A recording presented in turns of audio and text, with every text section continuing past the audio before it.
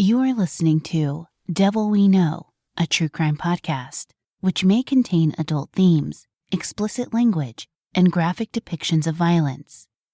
Portions of this show may be traumatic for those under 18. Listener discretion is advised.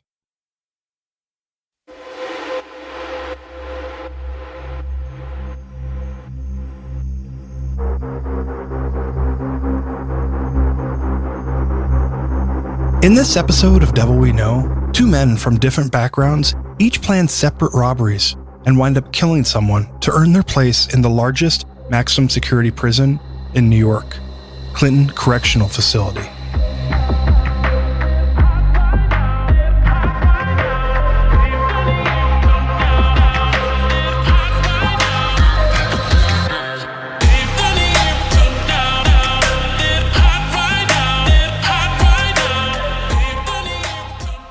New York is a state of variety, from the prehistoric glacial formation of the Finger Lakes, which are home to a vast and teeming wine country, or the capital district surrounding Albany, that as of recent years focuses on high-tech driven cultural and economic pursuits. New York is a landmass which covers many different varieties of climates, cultures, and ways of life. Mountain towns nestled in Upper Appalachia, the high-energy bustle of metropoli like Manhattan Island, and even cities on the various rivers and lakes of the upstate and western regions all ensure that no matter where you're from in New York, it's bound to feel different when you drive an hour or two in any direction across the state. Take the region known as Western New York, for example. Housing Buffalo and just a stone's throw away from the world-famous Niagara Falls, Western New York is known for its humid continental climate, mimicking that of other Great Lakes cities like Chicago, Detroit, Toronto, or Cleveland, offering great and fruitful growing periods and comfortable summers, despite the long, cold winters that could even intensify the effect of snow before and after the season. Western New York, too, is home to another intense experience that proved historic for the 19th century: spiritualism, breeding a renaissance of soothsayers, palm readers, and seances began here. In Lilydale, found by traveling southwest along the shore of Lake Erie from Buffalo, this movement never ceased to find root. In fact, Lilydale is hailed for its status as one of the largest spiritualist communities in the United States. If you believe the tales, it may even be the most psychic town in America.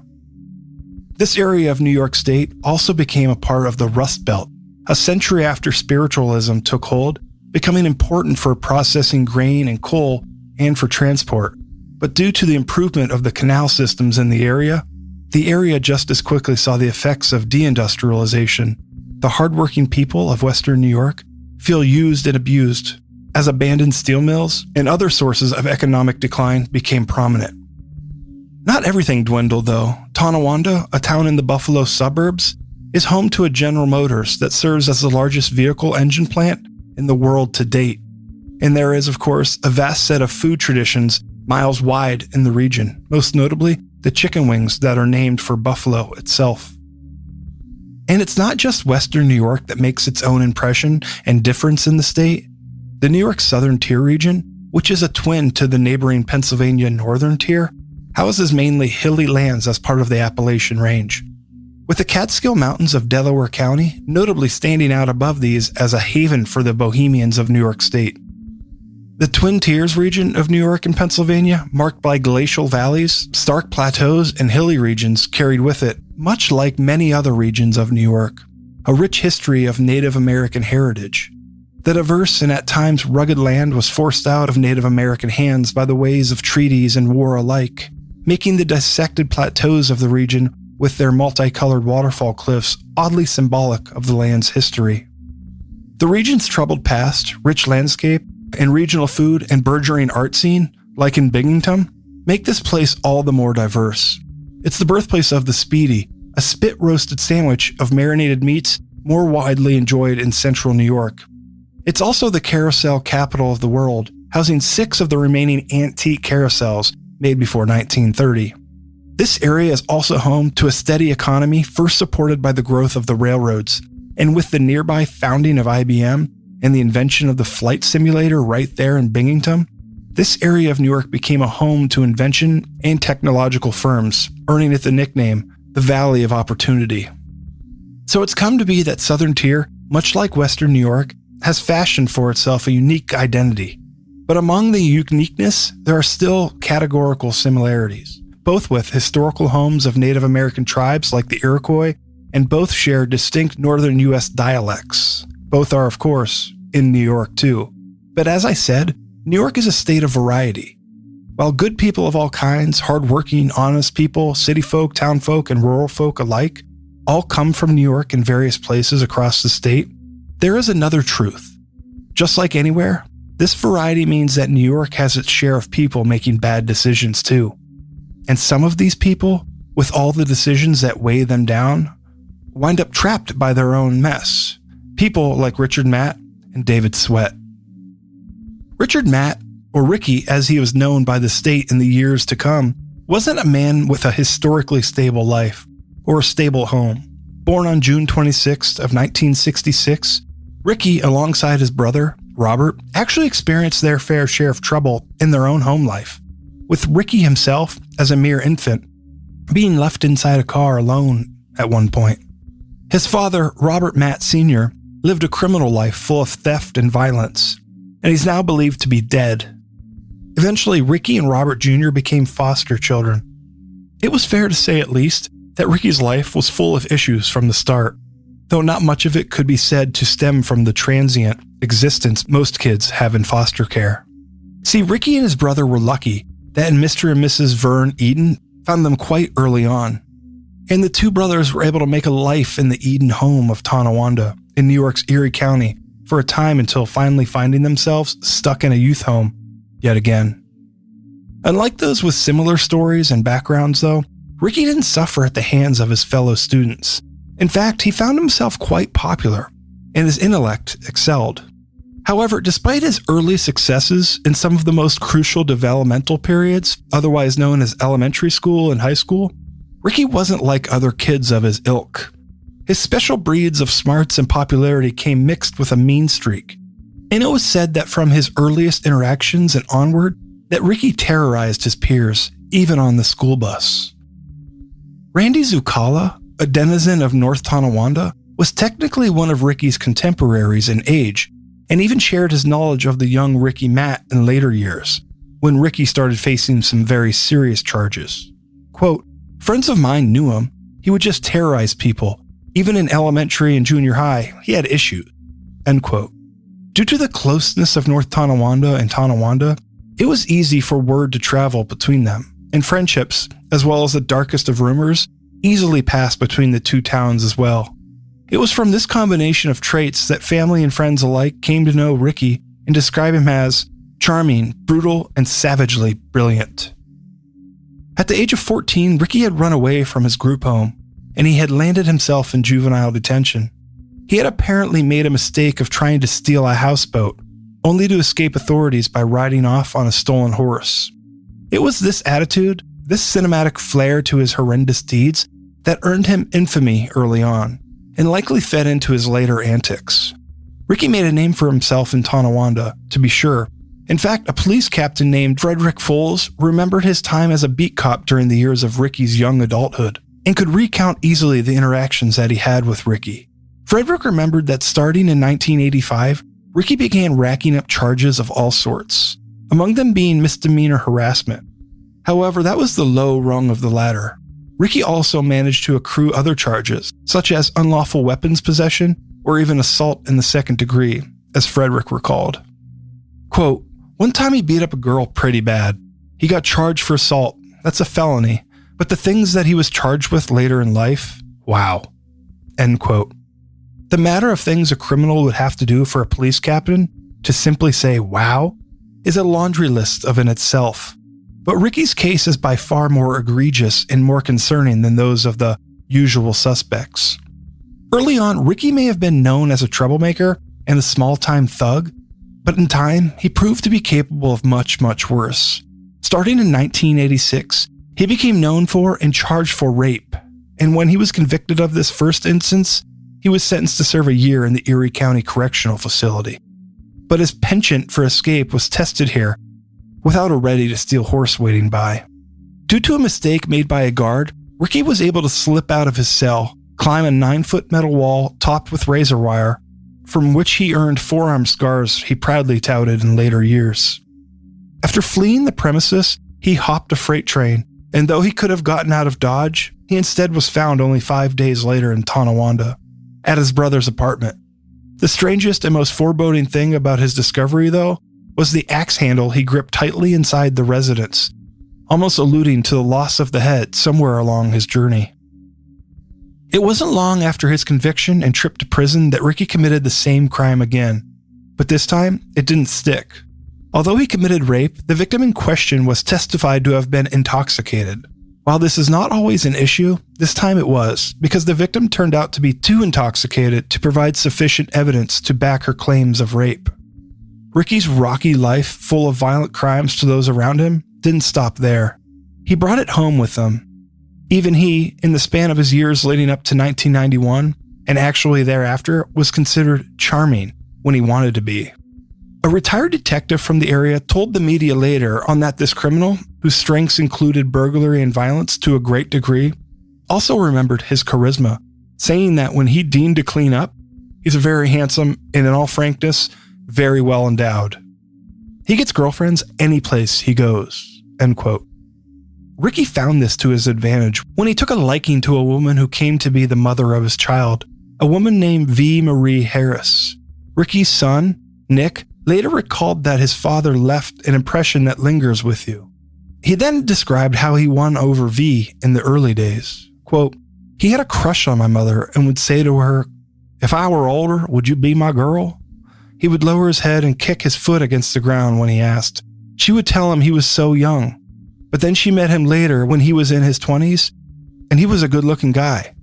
They started dating, and she got pregnant with him." End quote. Somehow, this man, this meek and seemingly in-love young kid, became the violent and calculating rapist and robber that the police knew as Ricky. Even Nick has memories of Ricky that line up with his dark persona as well. And in fact, in October of 1991, Ricky showed how much of that darkness was willing to come home with him. On the night of the 14th, when Nick was just an infant, Ricky broke into V's place and beat her, even stabbing her. And yet, Nick remembers how Ricky was also very interested in nurturing a relationship with his son. Despite Nick's spurns, these two sides of Ricky were troubling in their disparate nature. But that wasn't all there was to his story. As expected, Ricky was held on felony assault and weapons possession charges for the attack on Nick's mother. He was brought to Erie County Holding Center in Buffalo for these crimes, but he flexed his skills in speechcraft yet again to work a fellow inmate, David Telstar. This adopted socialite had been locked away for embezzling against his wife, who was much higher class than the Minnesotan graphic designer. But Telstar, a swarmy white man lacking physical prowess in a predominantly black cell block, was reportedly going to see no end to the hostility until Ricky stepped in to act as a peacemaker. He was grateful, of course, and like Ricky, Telstar was hungry for what he thought was due to him, and so they struck a deal. Telstar would pay Ricky's bail, a total of $15,000 in cash, along with another $100,000 for a special task in exchange. Telstar wanted Ricky to do away with his own wife, Desiree, along with her parents and the family lawyer, all of whose influence in Los Angeles would go far if Desiree were to suddenly turn up dead. This may or may not have been the birth of a whole new career for Ricky, but regardless of what was to come, he agreed wholeheartedly with Telstar, even agreeing to burn the victims' bodies when he was done. This man of violence, thanks to a frightening deal, had eventually wormed his way back onto the streets, where his reign of terror only continued. In 1995, Ricky was working a B&E when he was apprehended and placed in front of a parole board. The man had a plethora of chances, only to yet again be caught in the cycle of crime that fed his record. The resounding question the board had, to an understandable degree, was simply, why? Ricky had an answer for this, though, and he played the board like a violin.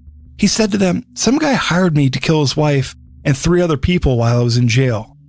He controlled the narrative by painting himself as heroic, a victimized soul who wouldn't dare kill the people in question. "I wasn't planning on killing no one," he stated, seemingly in earnest to the board meeting with that day. He claimed that this agreement was put upon, and that he'd planned to end the scheme the whole time, even telling the board that, When he left Erie County, he alerted Desiree to the danger, saying something to the effect, "Look, you know this guy bailed me out of jail. He put a hit on you." Upon hearing this, the parole board changed their tune, and soon the FBI put him to work as an informant on Telstar, even allowing him to act as the star witness in the proceedings to follow. Ricky's convincing pleas for help also mentioned that, because of his refusal to actually execute the plan, he was living in fear in the prison where he was now being held.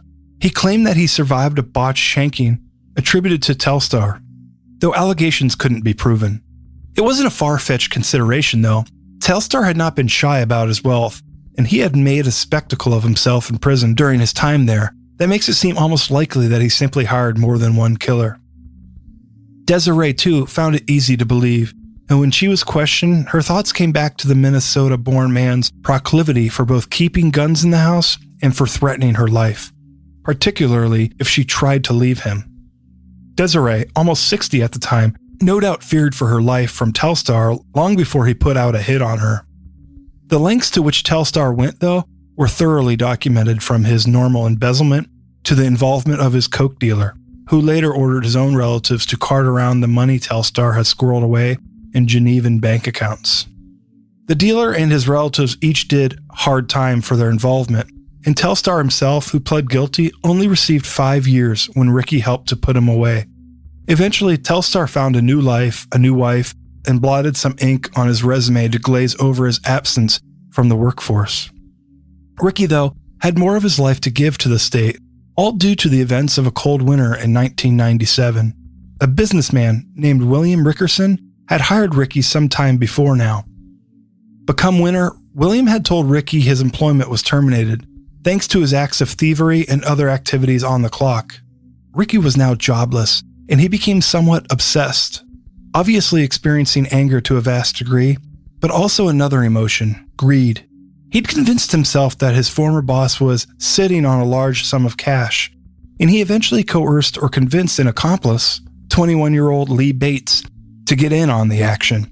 Coercion wasn't out of the question there, as another one of Ricky's exes, Johanna Capretto, compared the two men. Ricky would dominate, as she put it, while she described Lee as pretty much a follower. Detectives later agreed with this assessment. However, to whatever degree, Lee still became a part of the operation, which was meant to be a simple robbery. However, when William had nothing to offer initially, it became clear to Ricky that more extreme pressures would be needed in order to get what he wanted. The duo cracked open Lee's car trunk and stuffed a gagged and bound William in there. Donning only his pajamas, from North Tonawanda all the way to Ohio and back they drove, and periodically they would stop so that Ricky could attempt to beat the information out of him. Ricky was so sure that the money was there, and William could only offer up groans of pain in response. And at one point, Ricky decided to pull back William's fingers to break them. Then Ricky took William's life by snapping his neck with his own 2 hands. If Lee wasn't scared into submission before, that definitely would cement the sentiment for him now. But Ricky's murder went under the radar for a time.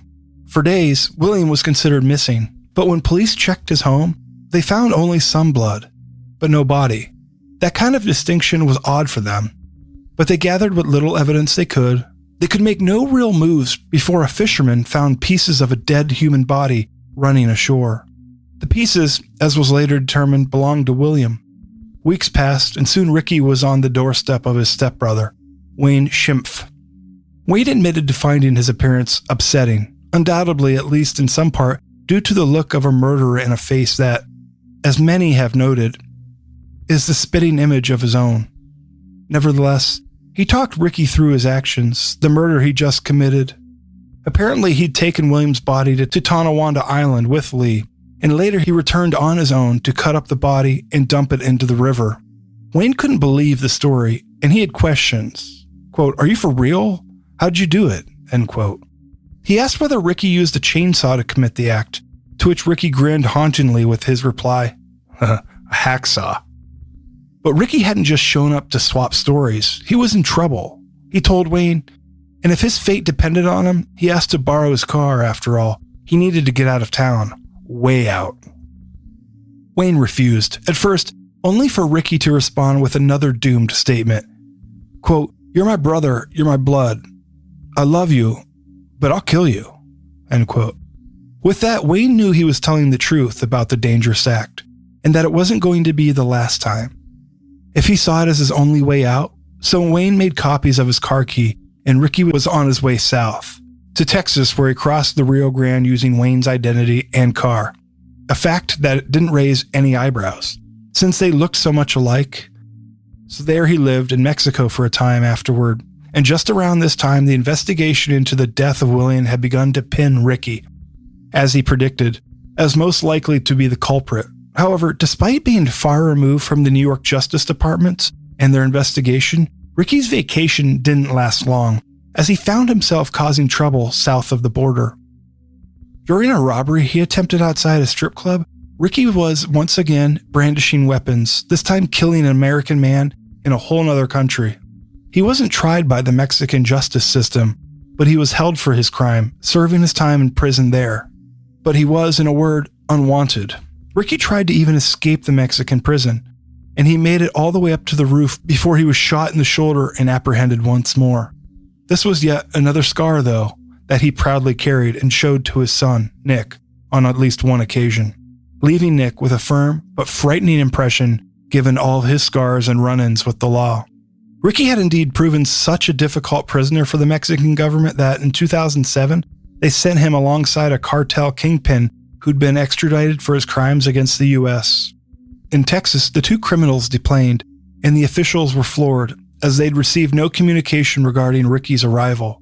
They suddenly had one more dangerous man on their hands, and soon, Ricky was back up in New York, and in a 2008 testimony, Lee shared his account of the events that happened a decade ago to William Rickerson. Ricky, dressed in a stun belt and stylish suit donated by a friend, even shocked his own lawyer with the charisma he carried. And as a result of his physical strength and cunning, the courts used the stun belt and other changes to ensure that he could not escape. They removed the glass covering from the courtroom in case it could be used as a weapon, and ordered double the usual number of guards presiding over the affairs. There was even a trained marksman, a sniper, watching over the courthouse as a final measure, proving the state really aimed to take every precaution in Ricky's case. He could not, in so many words, be overestimated. Still, with all of this in place, there was a trial to be had, and when Lee had the floor, his words bought him a lesser sentence in exchange for clarity in regard to Ricky's role in the murder. Thanks to this moving account, the 4 weeks total of testimony, and the evidence found in pieces that remained of William, a jury wasted no time in making their decision. In the state's favor, the jury agreed on a verdict only a few hours into the trial, and the judge confirmed that her own sentence to the effect was, frankly, not a difficult decision. Ricky, thanks to his egregious acts, had earned himself 25 years to life, the maximum sentence for his crime of murder in the second degree. In the hopes of putting his life of crime to an end, Ricky was eventually transferred to the Clinton Correctional Facility, a maximum security prison in Dannemora, New York. But Ricky Matt wasn't a lone agent of chaos in the state of New York.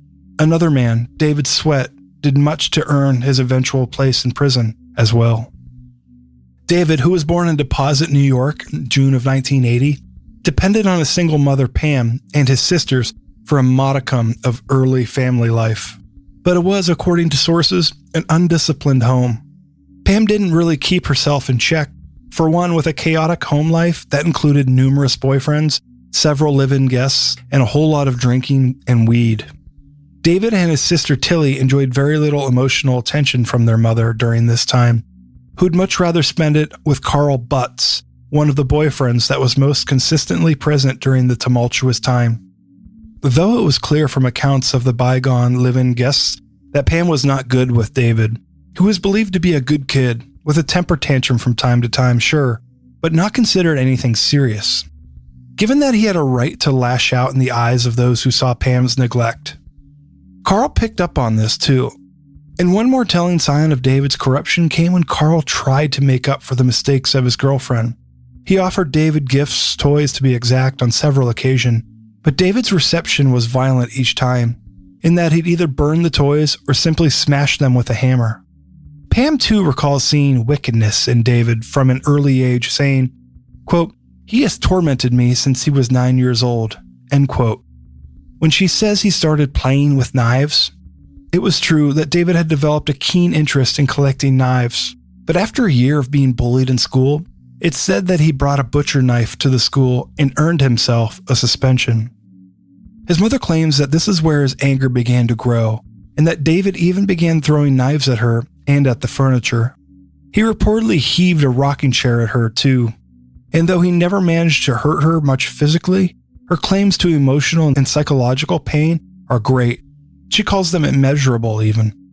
To gain a better understanding of David and his home life, Pam offered information on the school he supposedly attended.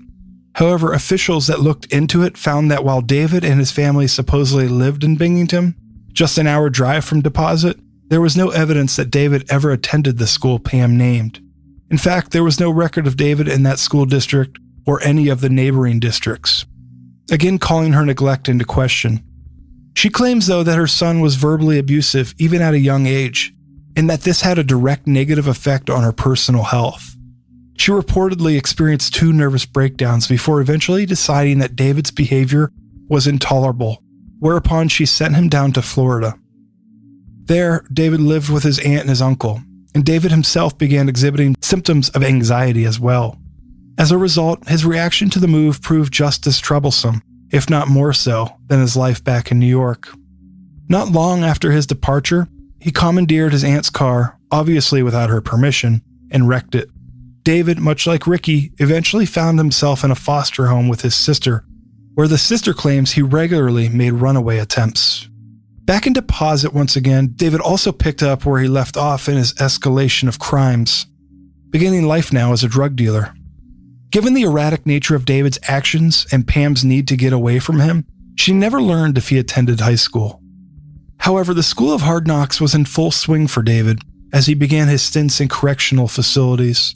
This occurred in part from a heist he planned at age 16, which resulted in him boosting cash and computers from a local youth group home. His plan was detailed and thorough enough that even another teenage idiot, as the judge later called them, went along as an accomplice. David's thoroughness included blueprints of the group home to reference and a plan to tie up and lock up the lady working there that night to steal the goods as they went.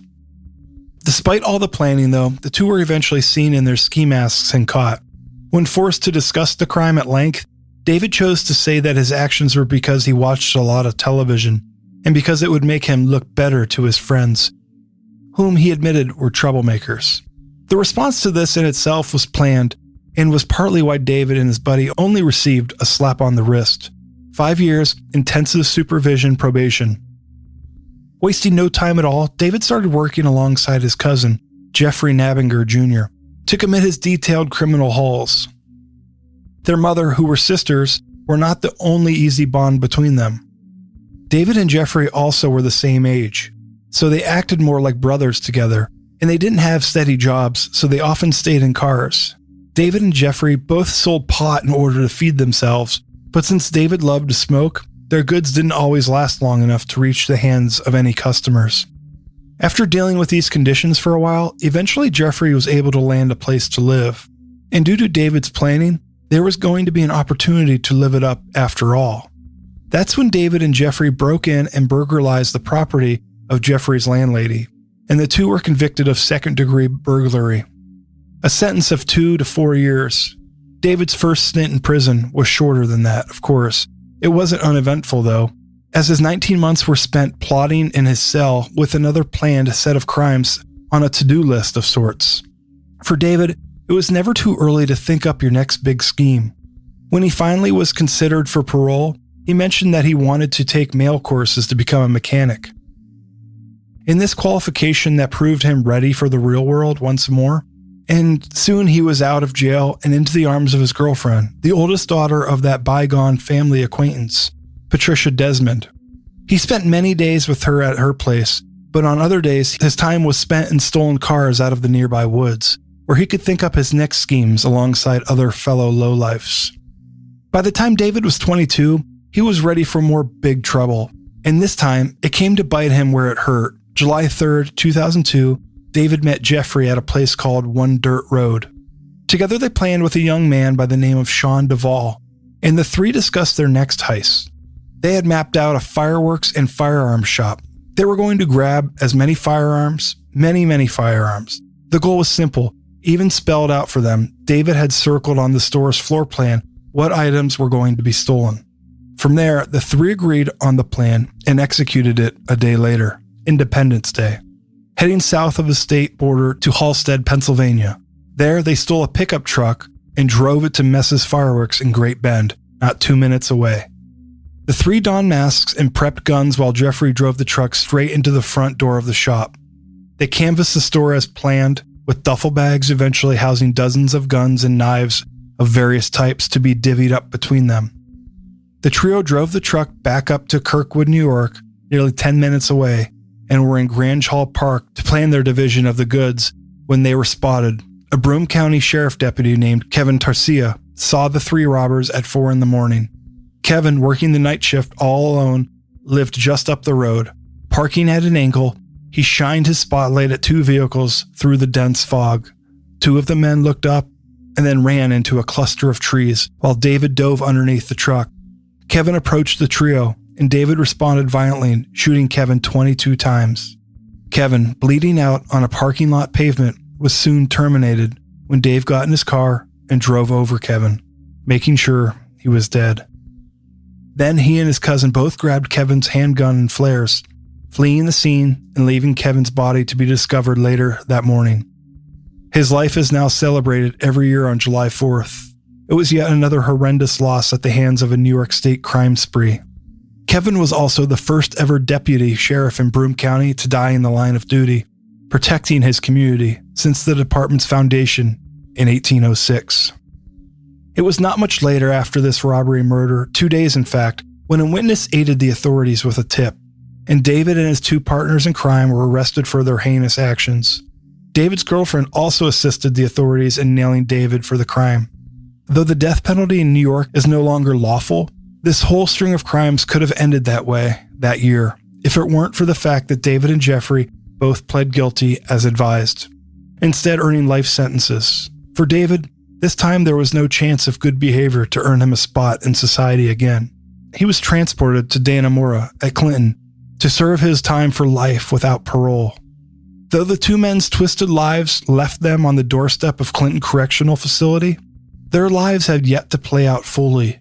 It was there that Ricky Matt and David Sweat learned how just similar the two of them were. You see, it's not about what makes people different that draws them together. It's about what makes them the same. Two men from different portions of the state of New York made their lives revolve around theft, assault, rape, murder, and the need to continually serve these desires. And so far it had steered them wrong every time. It's hard to see past the facades too. Some people put on the mask that makes them similar to us to keep us from learning the dark truths of their past or the heavy weights they carry now, if they carry any at all. Some people, unburdened by conscience, just use the mask to their advantage. And maybe that's what it looks like when we say, the devil we know.